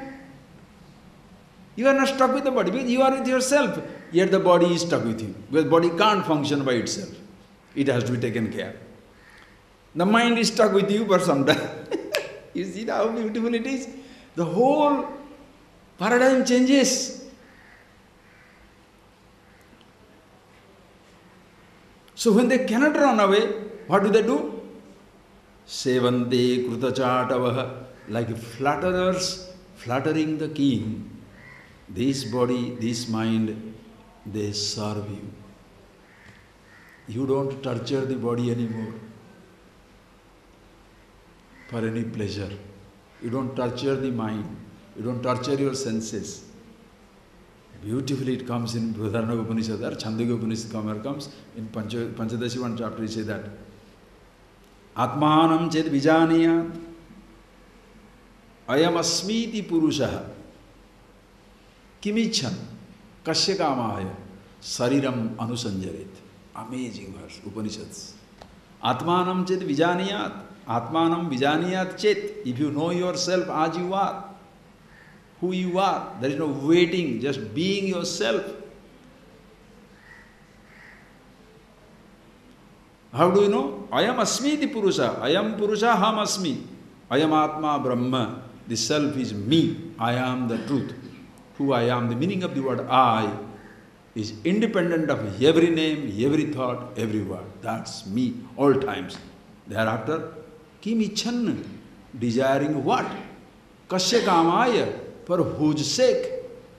Sarira manusajjaret, you shall torture this body. When I am the happiness, am I going to torture this body for happiness' sake? I can only torture, I can only enjoy through this body. I will not torture this body. People who look for happiness torture the body. My happiness is watching the football game at 2 o'clock night, torture the body.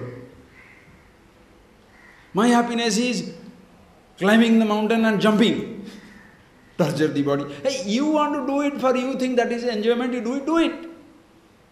But no more, your happiness doesn't depend on this food I should eat, therefore overeating, torture the body. After eating, you torture your body. After eating, you cannot eat, my stomach is, I should never eat, again you eat. Ignorant man tortures his body. In denial he tortures, in indulgence he tortures. Ignorant man, are you getting that? In your ignorance, you torture your body, both in renunciation as well as in indulgence. You indulge and torture. You renounce and torture. No food, you torture the body. Too much of food, you torture the body.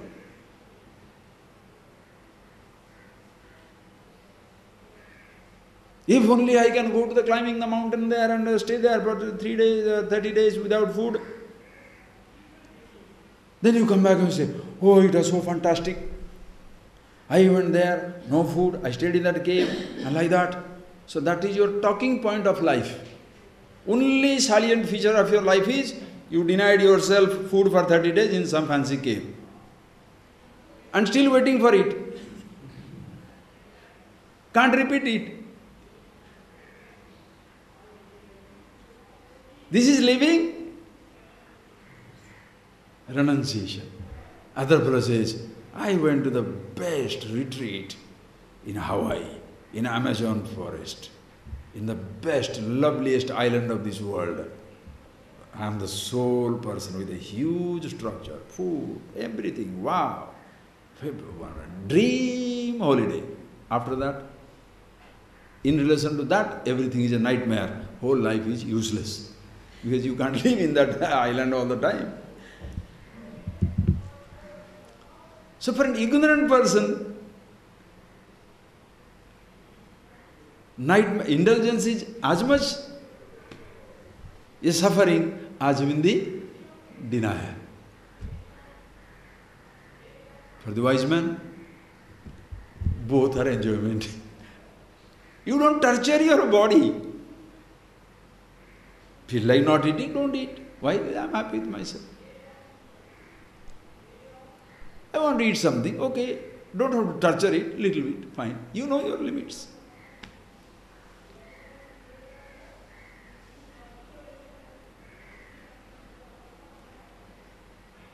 People who torture their body for indulgence will be disappointed in old age, because what all they could do in youth, they can't do when they're old.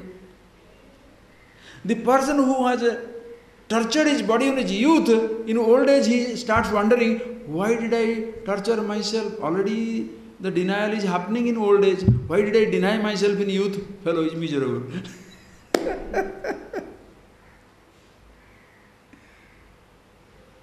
Denial is natural in old age, no? You can't walk, you can't climb, you can't digest, your eyesight gone, your ears cannot hear. Since you don't go anywhere, nobody comes to see you. Old people, why they feel isolated? Because everybody knows where they are, but nobody goes there. And why the young people think they are surrounded? Because they go. When you go out, you meet people. When you are stuck inside the house, who will come to you? So when you drink, go to pub, there are million friends with you. When you are alcoholic and suffering in your house, nobody comes. Because nobody shall come not to drink with you. So denials, when you are a youth, in your spiritual fervor, you renounce everything. At the old age, you start wondering, why did I do that? And if you indulge mindlessly in your youth, when old age, suffering, I can't do this anymore.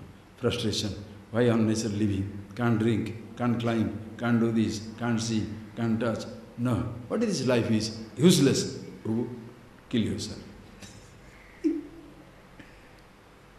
In wisdom, your being is so incredulously, unbelievably,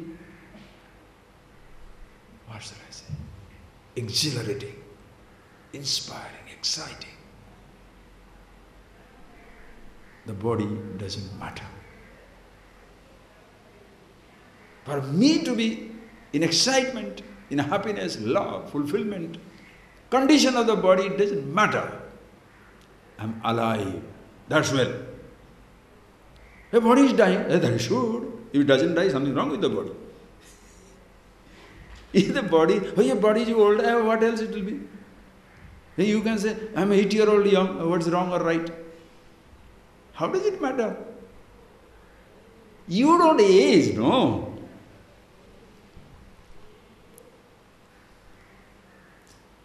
Therefore, this sense organs, sense objects which the ignorant man is afraid, frightened in the presence of these mighty elephants of sense object, is a lion from whom nothing can run away. Can anything bypass the all-pervasive consciousness? Can any time walk away from the timeless consciousness? Can the space move away from all-pervasiveness? Therefore, time, space, objects, body, mind, senses, whole universe, as though sevante. Sevante, kruta chatavaha. Chatu means the person who flatters. Like flatterers, they are around to serve the master. The master is not in need of service, service is provided. The slave in need of service, nothing is provided. When you don't need anything, you get everything in life. When you need something, you feel deprived. Are you getting that? The moment you need, you have a dependence, you shall feel deprived. If there is no need to be happy, what shall I do? Nothing. What should I think? Nothing. Why shall you not think? All right. I don't have to live life on your terms. A free person doesn't live life on other people's terms. Why? Because he has no terms, no conditions apply. He is happy with himself. If the situations arise. Now the body is beautiful, fantastic. Now the body is going to be sick, diseased. Body is diseased.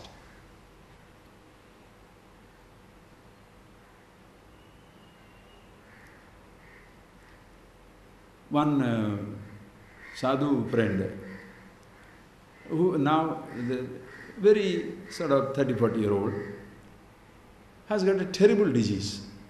Now he has to be hospitalized for 1 year.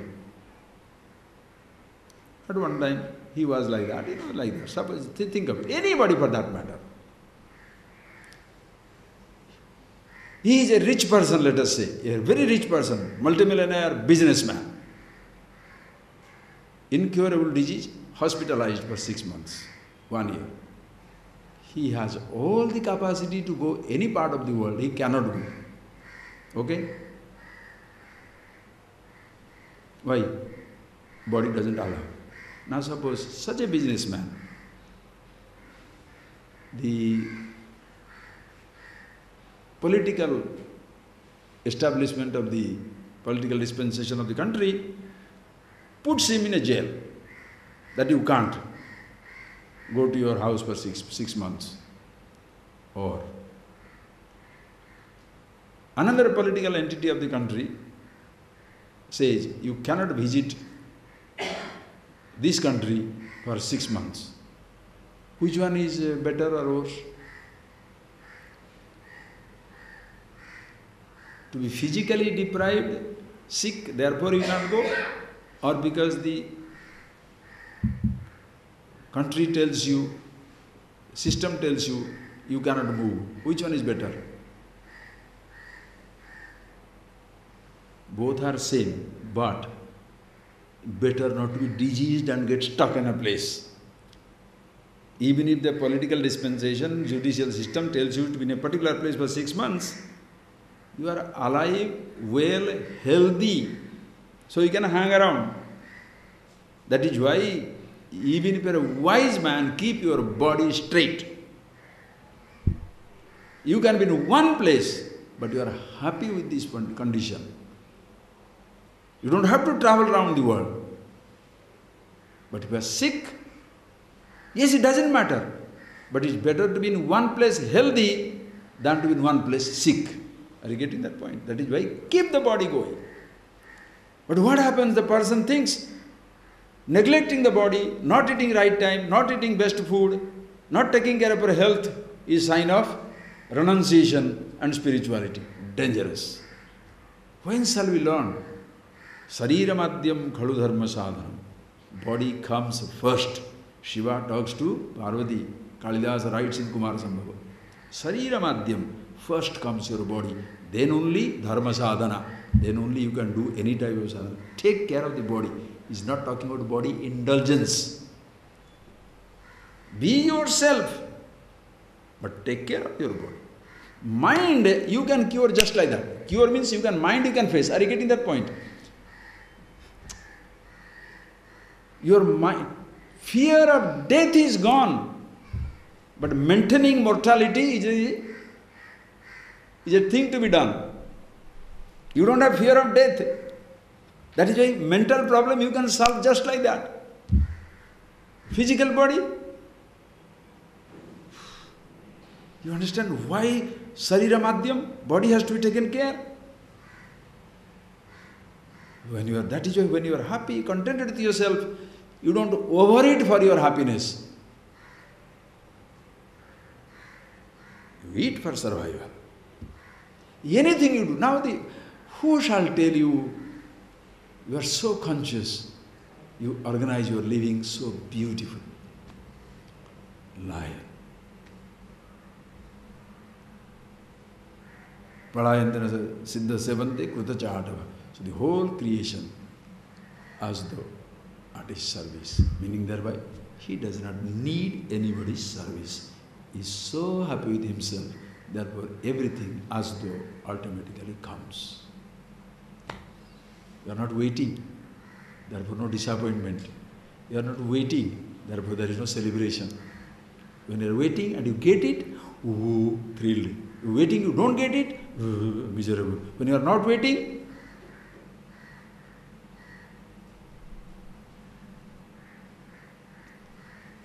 Yadruchalava santushta, Dandvadita vimasyar. Yadruchalava santushta. Whatever comes, yadrucha, by itself, whatever comes in life, fantastic. Santushta, that's excellent. Does he not work for it? Choice is his. Don't try to gaze, don't try to judge a wise person's mind. Be wise and see for yourself. Just be. Are you waiting or being? Be. And then see for yourself. The whole universe responds. Creation is so beautiful. Your living is beautiful. You are beautiful. That is why nobody is a curse in your life. When I am a blessing, who is a curse? Who is a blessing? Greater blessing than me. Whatever comes in life is a blessing. You don't consider anybody a curse. Nobody, even the person who wants to kill you also is not a curse. Wants to destroy you also is not a curse. He wants to take away everything from you is not a curse. Why? Ultimately one day time will take it or no. One day time will snatch it.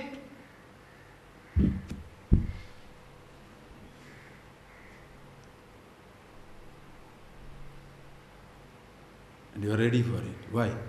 You are who you are. You are not ready or not ready. You are who you are. You understand? This amazing thing. Friends, we shall see. Okay? Read the next verse, we shall see next class. Namukti karikam dhatte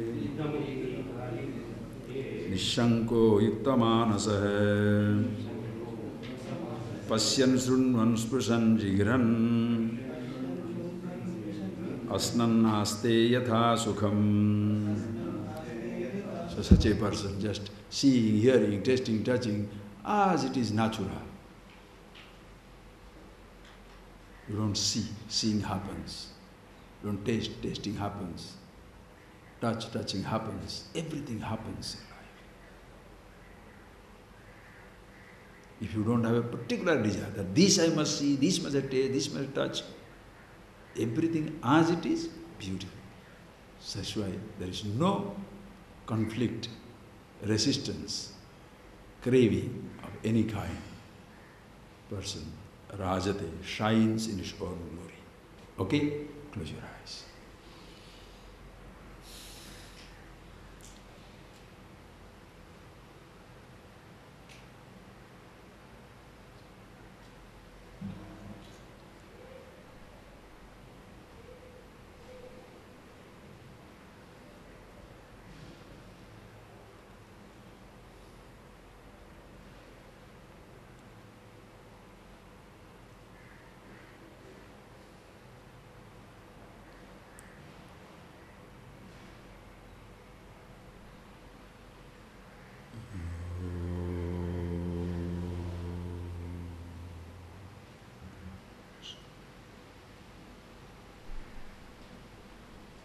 Thank you.